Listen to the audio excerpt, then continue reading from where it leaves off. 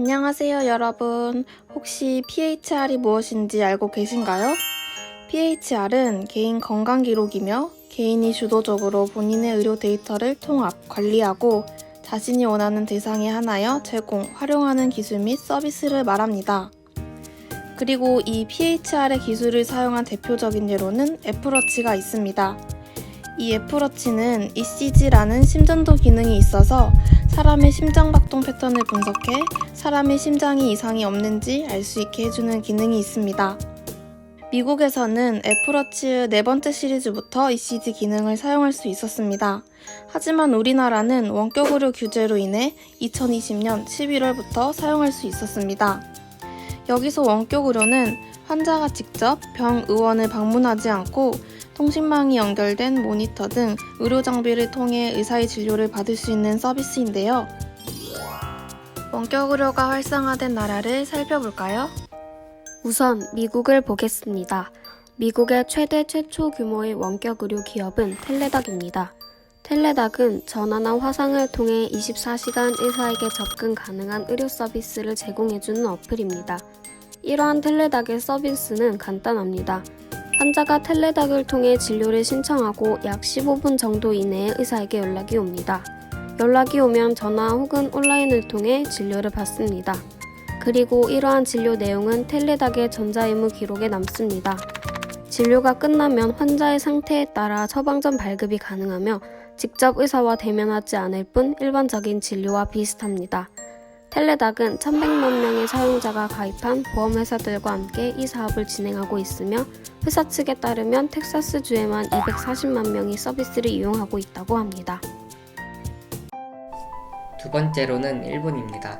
일본은 1997년부터 원격 의료 서비스를 허용하였으며 병원 이용이 어려운 주민들을 대상으로 당뇨, 암, 고혈압, 난치병 환자에 한정하여 원격 의료를 허용하였지만 이후 점차 서비스 범위를 확대해 나가 2015년 8월 원격 의료 서비스를 전면 허용하고 2016년 5월부터는 일본 우정그룹 산하택배 업체인 일본 우편에서 의사 처방약 등의 전문 의약품 배달도 시작하였습니다.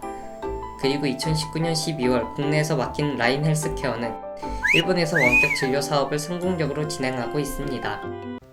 세 번째로 중국입니다. 중국은 2013년 공무원에서 원격 의료 기술 발전 계획을 발표하였고 2015년에는 중국 환자와 미국 의료진 간 원격 진료를 허용하였으며 2016년 3월 본격적으로 병원과 환자 간 원격 의료 서비스를 도입하였습니다.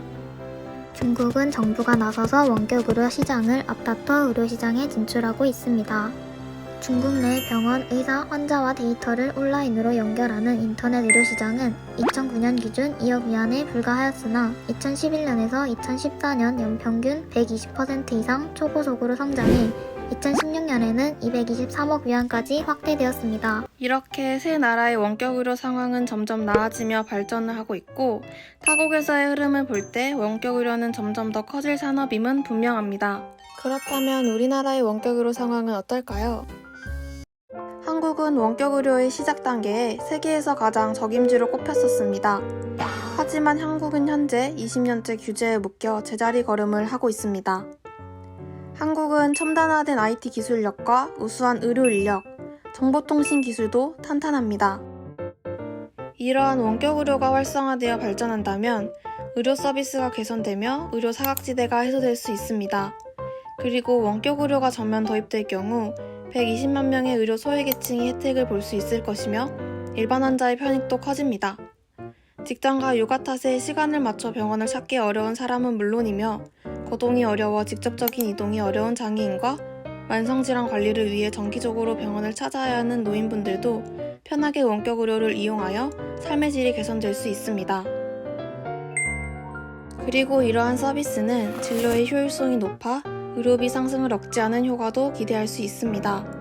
그 외에도 원격 의료에 관련된 산업이 꽉 막힌 국내 산업계의 돌파구가 될 것이라는 기대도 크며 의료 서비스 센터 및 투자 활성화로 인해 최대 37만 4천 개의 새 일자리가 만들어질 것이라고 전망하였습니다. 급변하는 사회인 만큼 사회적 논의가 더 필요한 만큼 충분한 협의로 편리하고 건강한 미래를 같이 만들어 갑시다.